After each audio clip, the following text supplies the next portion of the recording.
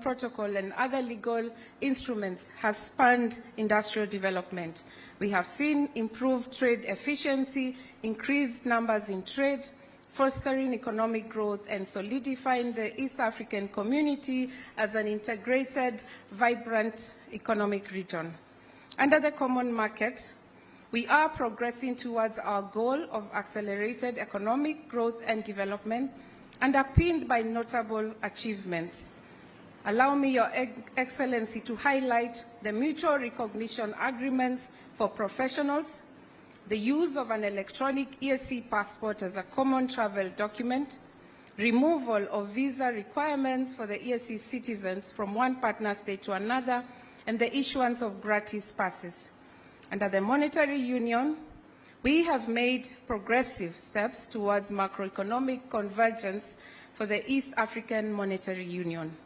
Partner states are working towards the establishment of key institutional frameworks, including the East African Monetary Institute and the East African Statistics Bureau. Political federation. The community's journey towards a political federation is underway, utilizing a political confederation as a transitional model.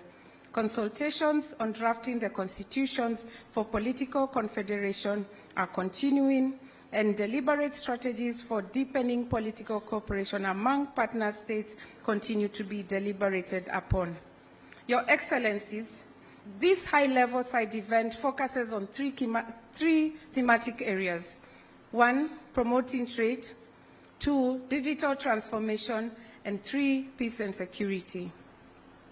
It is imperative for the region to leverage emerging technologies to enhance trade efficiencies, promote financial inclusion, and foster innovations. The East African payment systems and various e-government platforms have already begun to revolutionize how we conduct business and interact with our citizens. Today's discussions will focus on how innovative solutions can further harness digital tools to overcome existing challenges.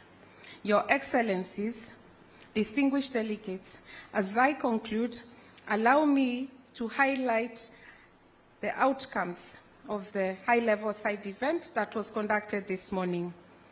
The high-level side event was conducted through plenary session with a keynote address and panel discussions on the EAC's 25-year journey, followed by 3 breakaway sessions. The high-level side event reflected on the achievements made by the community over the last 25 years, marked by the expansion of EAC membership from the original 3 partner states to a family of 8.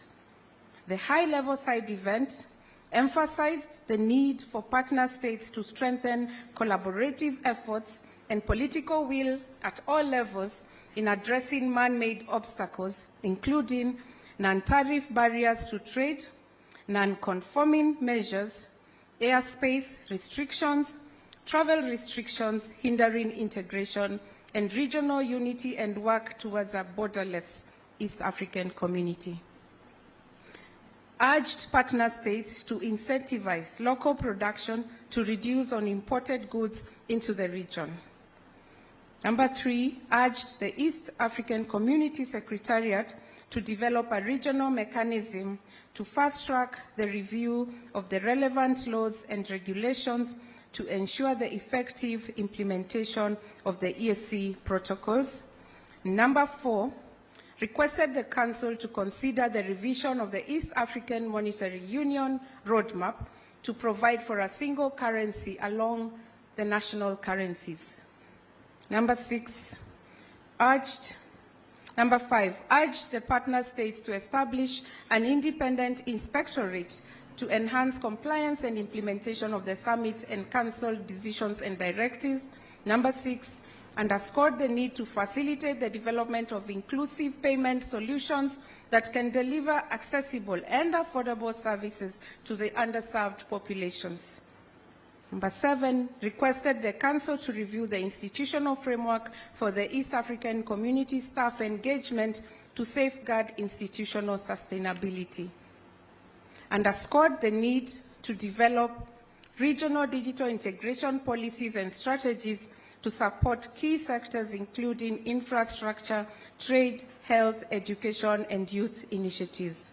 Number 9, recommended the institutionalization of women participation at the level of 30% in all sectoral decision-making levels.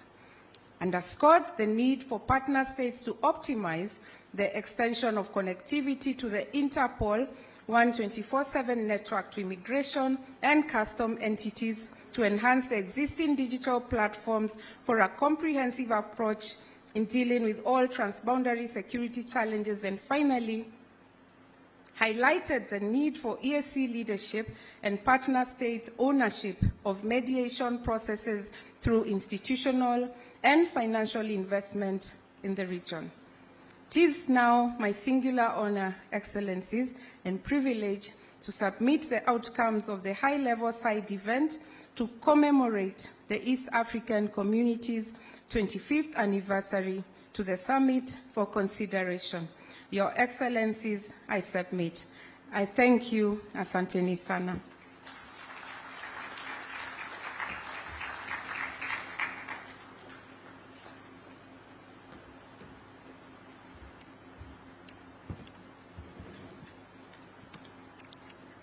Your Excellencies, we will now proceed to the next session where we will hear words of wisdom from our Excellencies with respect to pertinent issues that will consolidate the gains that the East African Community region has made, while also discussing key issues that are pertinent as presented by the Honorable Secretary General. I now invite Honorable Secretary General to lead us through the next interactive session. Thank you once more. Allow me, with your permission, Excellencies, to lead us to this session of heads of state that we have been looking forward to the whole afternoon and indeed the whole year. Allow me, with your permission, our host, Her Excellency Samia Suluhu Hassan, President of the United Republic of Tanzania, to engage you. You have been on record talking a lot about the environment, clean energy, and also involving the youth. So I will ask the first question. Your Excellency, President Samia Suluhu Hassan, with the increasing impact of climate change on communities worldwide, could you share insights on how the United Republic of Tanzania has approached clean cooking and other environmental preservation interventions to reduce carbon emissions and improve health outcomes?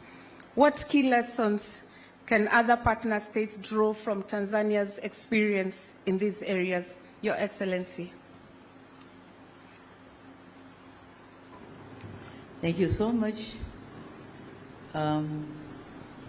Dear audience, heads of state and the audience, first of all, let me apologize that I'm going to use Swahili because we are in Tanzania.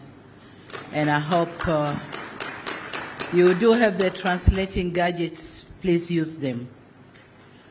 Nakushukuru. I thank you, Secretary General.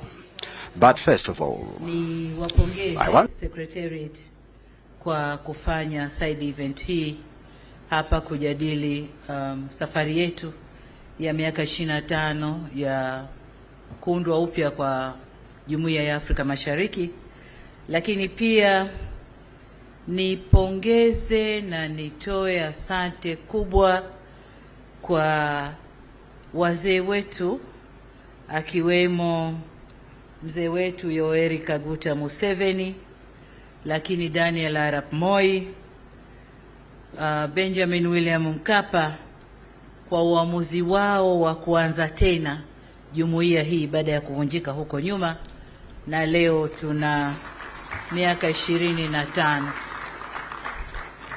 So kwa upande wa swala lako, mambo ya climate na matumizi ya clean energy kwa ajili ya kupikia, niseme tu kwamba mabadiliko ya tabia nchi ni wimbo ambao dunia nzima tunauimba, ingawa utekelezaji wake una juu na chini, kwengine unatekelezwa, kwengine hivyo hivyo, lakini kwa sisi nchi maskini utekelezaji wake mdogo zaidi, kwa sababu kwanza si waharibifu, lakini wanaoharibu hawataki kusaidia tutengeneze. Sasa nikirudi tena kwenye swala lako, niseme tu kwamba masuala haya ya mabadiliko ya tabia nchi yana gharama kubwa kwenye nchi zetu. Kwa mfano Tanzania, sisi tunatumia 4 mpaka 5 ya GDP yetu kwenye masuala ya kupambana au ya pato la taifa kwenye masuala ya kupambana na uharibifu wa mazingira na mabadiliko ya tabia nchi. Sasa niseme kwa mfano, tukiangalia tu swala la upotevu wa misitu kwa Tanzania, kila mwaka tunapoteza karibu ekari 400,000 400,000 acres each year. Deforestation zinapotea kwa watu kukata kwa ajili ya kupikia, lakini pia kwa matumizi mengine. Lakini kazi kubwa wanayofanya ni kuchoma mkaa kwa ajili ya kupikia, lakini kuni pia kwa ajili ya kupikia. Kwa kutokana na hayo, Tanzania tumejiengeji kwenye njia nyingi za kufanya marekebisho. Kwanza, tumekuja na sera ya kupanda miti na tukazitaka wilaya zetu, kila wilaya ipande miti 1,500,000 kwa mwaka, 1,500,000 per year kila wilaya. Tumefanya kwa muda mrefu, lakini lazima nikiri kwamba sasa hivi spidi ya upandaji ile ya kila wilaya imepungua, ingawa bado tunaendelea kupanda miti. Lakini jengine ni kwamba ili tuwe na nishati safi na tukimbie matumizi ya nishati safi kama inavyozungumzwa na vikao vya mataifa, mashirika ya kimataifa, UN, huko tukienda tunakubaliana kuachana na nishati safi, tunazungumza energy transition. Lakini tunapozungumza energy transition tunazungumza at macro level, sijui matumizi ya viwanda na mambo mengine, maeneo haya makubwa makubwa yanayoonekana. Lakini tunapozungumza energy transition hatuendi kuangalia kule chini kwa wanawake. Mabadiliko na environment, uchafuzi wa mazingira au matumizi ya energy chafu yanawadhuru wanawake kiasi gani? Sasa kuna debate mbili hapa, energy safi, energy chafu, lakini lazima tutambue kwamba hii inayoitwa energy chafu ndio iliwafanya wenzetu walioendelea kufika hapa walipo. Wameitumia kote mpaka wamefika hapa walipo. Sasa wanasema acha hii ni energy chafu, twende na energy nyingine, ambayo hiyo energy nyingine inataka fedha na gharama kuitengeneza. Sasa kwa sisi Tanzania tunafanyaje kuachana na energy chafu? Kwanza tumeangalia masuala ya upatikanaji wa umeme. Tumechukua jitihada ya kusambaza umeme nchi nzima. Nchi yetu ina vijiji karibu 12,300 na almost vijiji vyote vimepata umeme. Kazi tunayofanya sasa ni distribution, kwa sababu umeme kuingia kwenye kijiji haina maana kila mtu amepata. Kwa sasa ni connection, distribution ya umeme wenyewe, ili watu na hasa wanawake watumie umeme ule kwa kupikia, nishati safi ya kupikia. Lakini mbali na wanawake, vijana nao wanautumia umeme ule ambao ni nishati safi inayotokana na maji, inayotokana na sola. Wanatumia umeme ule kujiajiri. Sasa hivi wimbi la vijana kutoka vijijini kuja mjini limepungua, kwa sababu kule walipo wanapata yote ambayo mjini yanapatikana. Umeme ni kupata taarifa, umeme ni kila kitu walichokuwa kikifuata mjini wanakipata kule waliko sasa hivi. Kwa hiyo kwanza ni kusambaza umeme, lakini umeme wenyewe sasa tunautoa kwenye nishati inayokubalika. Kwanza tuna umeme wa gesi, ingawa mataifa yanapiga kelele kwamba hata hiyo gesi nayo tuache, lakini bado nadhani hata na wenyewe mataifa yaliyoendelea bado wanatumia gesi. Kwa hiyo niseme nusu ya umeme wa Tanzania unatokana na gesi, lakini pia maji. Tuna mabwawa kadhaa yanayo generate umeme, hydropower. Tuna dam kubwa ile ya Nyerere ambayo inatoa megawatts nyingi kama 2115, lakini tuna dams ndogo ndogo, schemes nyingine Rusumo kule, Ruhuji na maeneo mengine ambayo yanazalisha umeme na wote wanaingia kwenye grid ya taifa, tunakuwa tunapata umeme safi. Lakini pia tuna mradi mkubwa wa umeme wa jua ambao umeanza kule Shinyanga na umeme wa upepo ambao utaanza pale Singida. Kwa tumejipanga kwenye kugenerate nishati safi ili watu sasa, wananchi na wenyewe watumie nishati safi, waache kutumia mikaa na kuni, watumie umeme. Lakini pia kwa upande mwingine, Tanzania tumejaliwa mkaa wa mawe charcoal, ambao baada ya kuchimba na kuuza, na tunauza huko tunakoambiwa ni nishati chafu, lakini tunawauzia charcoal kutoka Tanzania. Kwa hiyo baada ya kuwauzia, charcoal inaacha debris kubwa kule kwenye machimbo. Tumefanyia utafiti yale mabaki, kutoa gesi zile ambazo ziko harmful, na tumetengeneza brigades ambazo sasa wakina mama majumbani katika taasisi kubwa, lakini pia wakina mama wafanya biashara wanatumia hizo brigades ambazo hazina gesi ambazo zinaumiza, hazina harmful gases, ni nishati safi wanapikia. Kwa hiyo tumejitahidi hivyo, lakini lazima niseme kwamba katika suala la marekebisho ya mazingira, sisi kama community, nataka nimshukuru kakaangu Ruto kwamba alisimamia kwa kasi kubwa sana miaka miwili iliyopita mambo ya masuala dunia, lakini hasa alikuwa anatilia mkazo kwenye community yetu East Africa. Lakini nadhani jitihada zile ambazo wao wanafanya, si tunafanya, hazileti yale matarajio tunayo yatarajia.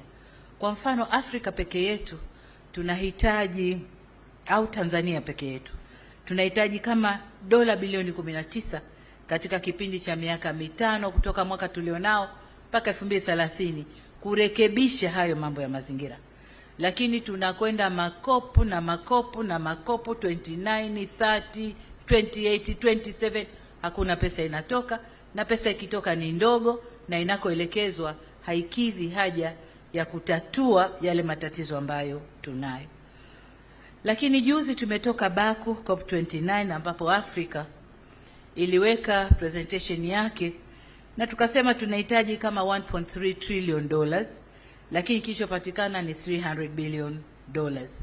Kwa niseme kwamba kwenye haya mambo ya mabadiliko ya tabia nchi, lazima sisi kama community tujifunge wenyewe. Lakini kubwa ni kushirikiana na private sector na taasisi nyingine ambazo hazina mambo ya siasa. Kwa mfano, ni muhimu kuimarisha ubia, kupata rasilimali mbadala badala ya zile tunazoziomba kwenye COP peke yake, tuimarishe ubia na mashirika mengine. Kwa mfano, mwezi Januari mwakani 2025 tutakuwa na mkutano wa energy hapa Tanzania ambao tutashirikiana World Bank, African Development Bank, CC, lakini na mashirika mengine, Norway, serikali ya Norway na mashirika mengine, kuja kuhakikisha kwamba out of 700 million wa Afrika ambao hawajafikiwa na umeme, basi angalau ikifika mwaka 2030 wa Afrika 300 milioni wawe wamefikiwa na umeme. Na kwa hiyo tutakuwa tumepunguza gap kutoka 700, 300 wakipata umeme, tutahangaika na wale 400 waliobakia. Na ni matumaini yangu kwamba mkutano huu utakuja kuzaa matunda, kwa sababu umevuta watu wengi kuja na kusikiliza tunasemaje kwenye mkutano. Lakini ushiriki wa mabenki yale ya kiulimwengu, World Bank, African Development Bank na mataasisi mengine, na yenyewe yamevuta watu wengi kuja kutusikiliza. Lakini pia niseme katika hii jitihada ya kuhakikisha Afrika inatokana na nishati safi ya kupikia, mimi kama mwanamke nasimama na ajenda ya wanawake wenzangu, kwa sababu vifo vya wanawake Afrika kutokana na maradhi ya kupumua, respiratory diseases, ni vingi. Sasa wanaume tatizo lao wanavuta sigara sana wanapata respiratory diseases. Lakini wanawake tunapata kutokana na kuni na mkaa, gesi zile tunazovuta ndizo zinawadhuru. Sasa kuna haja ya kuangalia. Tunapozungumza energy transition, twende mpaka kule grassroots, jikoni kwetu tunapopikiwa chakula, tukala tukapata nguvu na afya, na kwenyewe tukuangalie. Kwa hiyo nadhani jitihada hizi zinakwenda kuvuta watu wengi ili tuweze kuondoa hili tatizo. Kwa ufupi, naweza nikasema SG kwamba kwa upande wa clean cooking, Tanzania kama nchi tunajitahidi kwenda na hiyo effort kuhakikisha by 2034 80% ya nyumba za Tanzania zitakuwa ziko kwenye clean cooking. Lakini kwa Afrika bado naendelea na jitihada ya kushawishi viongozi wenzangu, heads of state hapa, wanaonisikiliza wengine hapa, waniunge mkono kwenye hiyo mission yangu ya kuhakikisha energy transition inakwenda mpaka jikoni kwetu. Asante sana. Na asante sana. Naomba basi tumpigie mama makofi kwa hayo mawaidha. Mheshimiwa Rais, tumeshukuru sana kwa hayo mawazo ambayo umetutolea kuhusu mabadiliko ya tabia nchi. Tumechukua masomo ya manufaa mno ambayo umetuambia ya kwamba ni muhimu kujumuisha washikadau wote ili tuweze kufaulu kwa malengo yetu. Tumeweza kusikia pia vile umesisitiza ya kwamba ni muhimu kusimama na agenda ya wamama, na ningependa tupige tena kofi kwa hilo wazo. Tumesikia vile Muungano wa Tanzania umeweza kuweka mpango wa kupanda miti, na tumeweza pia kuona ya kwamba Tanzania imezingatia kuwahusisha wananchi walio mashinani kwa masuala haya ya kutatua ubadilifu wa tabia nchi. Asante sana. Pia Rais, umeweza kutuelezea kuhusu umeme ambao uko kila mahali, na umesisitiza utumizi wa nishati safi, manake clean energy cooking. Na tunakushukuru sana pia kwa sababu umezingatia masuala ya afya wa mama na ajira ya vijana. Asante sana. Your Excellency, President Yoweri Kaguta Museveni, when I visited you in Kampala, you gave me a gift, and that gift was a newspaper headline from 1963, June 1963 to be precise, Your Excellency. We are honored and indeed blessed to have you here as one of our founders, 1999, and as we celebrate the East African Community's 25th anniversary, what does this milestone signify to you personally and to the East African community? Do you feel we are advancing in line with the vision of the founding fathers? And how would you assess the progress made so far in integrating the region? I welcome you, Your Excellency. Your Excellency, President Samia Hassan, President of the United Republic of Tanzania, Their Excellencies, the heads of state who are here, the Right Honorable Secretary General, the Honorable Ministers, and ladies and gentlemen. I have written something here in handwriting. It is not yet typed, but it will be typed. We are here to celebrate the 25 years of the revived East African community. This is good, and I congratulate the East Africans for achieving this.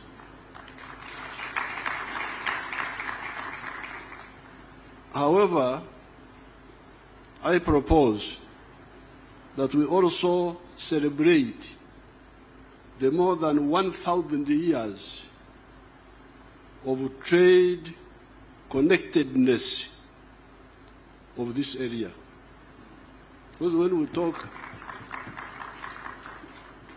talk of, I was actually thinking what to tell you people, but then God told me that I should tell you this. Because when you say East African Community, 1999, but we have been here for more than 1,000 years. So I would like you, the leaders, the intellectuals, to really broaden your thinking.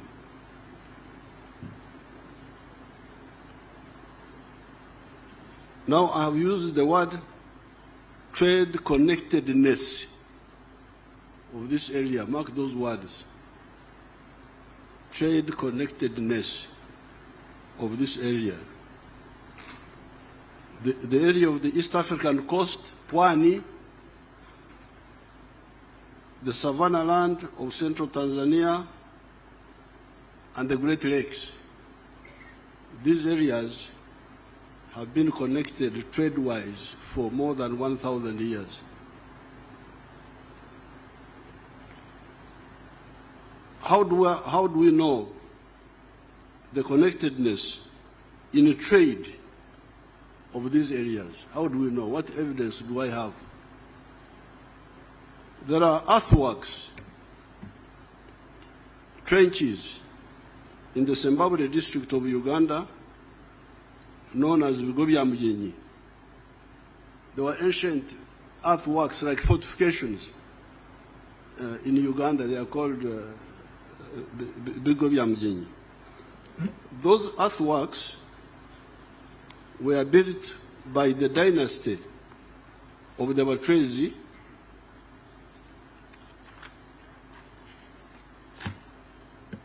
that had united a big chunk of that area for a number of centuries. There was a dynasty which united our area there for a number of centuries. The archaeologists did some excavations and found Nkwanzi. Nkwanzi in our local language, in Swahili, I think you would say ushanga. Nadhani mnaziita ushanga. Ushanga. Meaning glass beads. Glass beads. They found cattle bones and engusio. Engusio are the broken pottery pieces of broken clay pots. There are also nearby mounds of ancient cow dung, what we call a mungu in our language, the ancient cow dung heaps. The archaeological items thus recovered were dated to have been used between 900 AD and 1350 AD. These glass beads were being used 900 AD up to 1350 AD. Among those items were the glass beads already talked about. Where had these come from at that time? Where did the ushanga come from? To go 1,000 miles to Uganda. They were not being manufactured in Uganda or anywhere nearby. They came from Mesopotamia, present-day Iraq, through Pwani coast, Ugogo Dodoma area, Unyamwezi, that is Tabora area, Usukuma, Mwanza, Buzinza huko mbele huko baada ya Mwanza, Karagwe, and eventually to Uganda. Therefore, there is no doubt that more than 1,000 years ago, this area was a connected trade area, CTA. Can we introduce that? Because you like to use, you like abbreviations. PTA, I don't know what, I don't know. So I have given you now a new one. CTA, Connected Trade Area.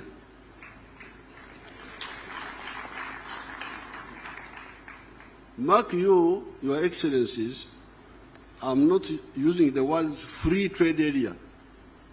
I will come to that also. FTA. This was not an FTA, it was not a free trade area, but it was a connected trade area. This is because it was not yet a free trade area. It was not an FTA. This is because some of the greedy chiefs along the trade routes were extorting what they were calling hongo. Hongo, I knew hongo to be like bribery, but when I read the literature, it seems as if they were talking about customs, about taxes. When I say hongo, you can, of course here I'm being guided by Huntington Speak and Stanley. They are the ones who wrote about this, so I don't know they were using the word hongo. Hongo meaning like tax, or for him they wrote hongo. Hongo, they say hongo, but what they meant was tax. So these chiefs, some of them were extorting a lot of money from the traders, excessively taxing the traders. There was a notorious chief in Buzinza known as what I came to understand as Ruswarura. When you read, I think it is Speak, Understand, they write Saurora, but they were mispronouncing the name. But when I asked one of the Iyara members from Buzinza, there was an old man in the past, he told me that the name of this chief was Ruswarura of the Buzinza, was very famous for extorting money, extorting gifts from traders.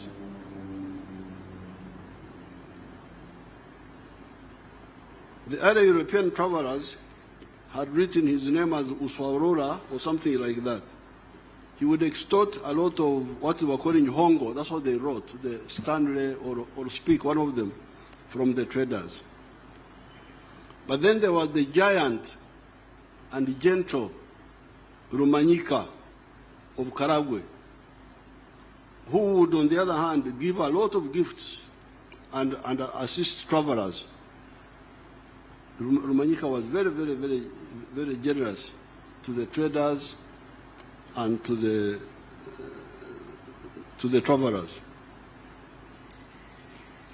Speak and Stanley wrote with a lot of praises about Rumanyika, the king of Karagwe. Therefore, our area was a connected trade area, but not a free trade area. Through Pwani, would get through coast. Pwani is coast. Through Pwani, would get Nkwanzi, glass beads, Emienda, textiles, guns and gunpowder, etc. Out of the Congo forest, would get a miringa. That is a brass or copper bracelets. They are called a miringa in our language. Engoro. Those are ivory bangles. Bangles made out of ivory. In Nyerere, they are worn by women. They are iron coils worn on the legs by women. In fact, when Mwalimu's name first came in the news, 1950s, they were saying Nyerere. We said this is. We thought it meant that in our area, but later on we were told it meant something slightly different. Amoshe, giraffe hair neckwear. From Buhaya, from the Bukoba area, would get, our area would get a toma, back cloth. From Bunyoro, would get umonyo, rock salt. Our ignorant chiefs kept that underutilization of our opportunities for all that time. until the Europeans came and captured them. Because this area was connected trade-wise, but our chiefs never used it to consolidate it, so the Europeans came and captured the area.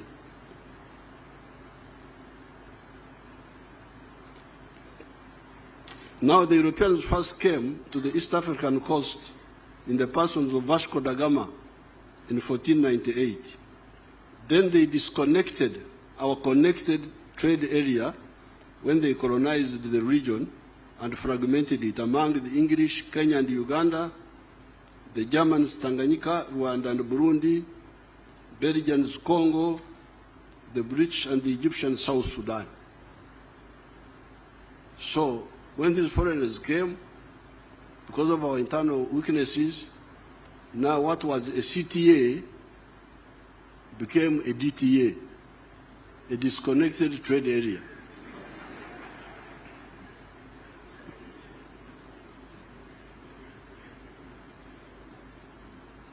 Thereafter, our CTA, connected trade area, became a DTA, disconnected trade area. This was the fault of the chiefs. This definitely was the fault of our chiefs. Vasco da Gama came here in 1498. That is when the first white man came to the East African coast, signaling a possible new danger to us. And that's how they were called Wazungu. Because I think they were asked, what are you looking for? Tunazunguka.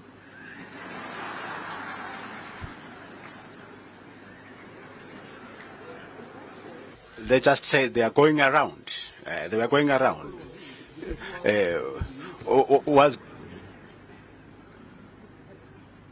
Now, Vasco da Gama came here in 1498.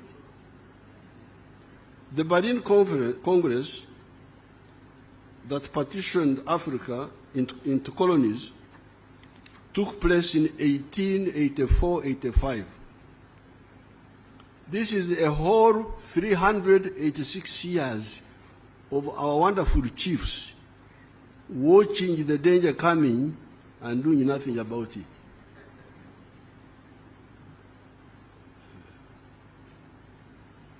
This is just the history.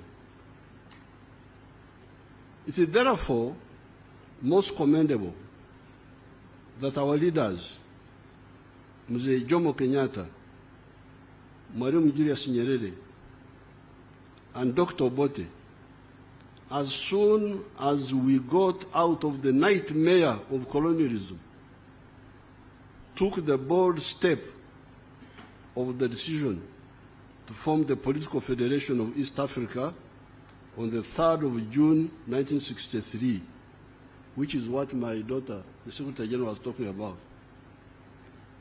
I have already given Her Excellency that picture, and I've also given to His Excellency Ruto. I've given all the presidents, even President Kagame, I gave him the picture, that picture of the 3rd of June, 1963. But now I have some copies I want to give to Secretary General again, and to Yara, and to Secretariat. I don't know whether they are the same secretaries. And then to the East African Council, Trade Council. Are there traders here? Oh, okay. Bring my pictures. I have already given those pictures to their excellencies, the presidents. Unfortunately, some actors let us down and did not follow up that decision of forming the political federation in 1963. Picture zangu nyinyi waheshimiwa.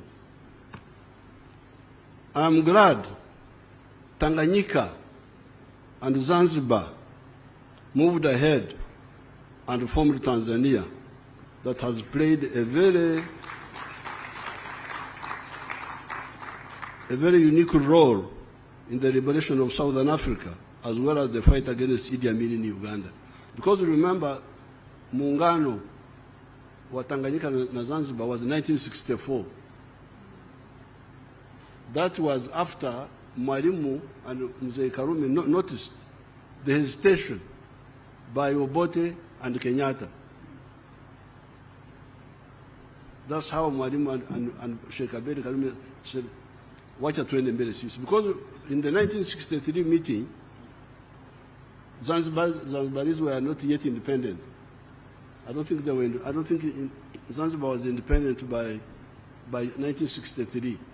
Even Kenya was not yet independent, but they were coming to independence. I think Zanzibar got independence in 64.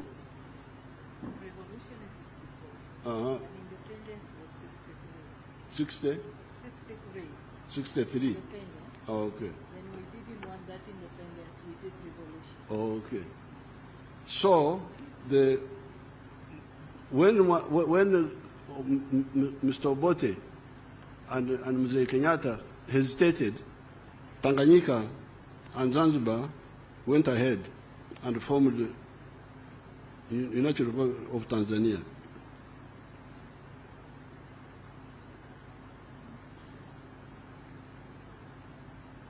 As I said in Soroti the other day, we were in Soroti on another occasion, if that decision had been implemented, the one of 1963, there would have been no problem of Idi Amin in Uganda. Possibly the problems of Rwanda and Burundi could have been solved earlier and with less loss of blood, of life.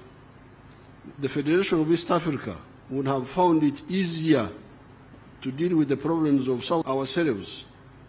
That when we had a connected trade area in this area, there was no country called United States of America.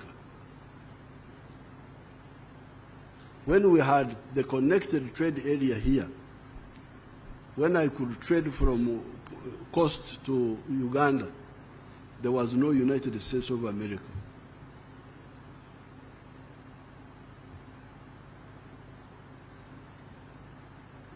What do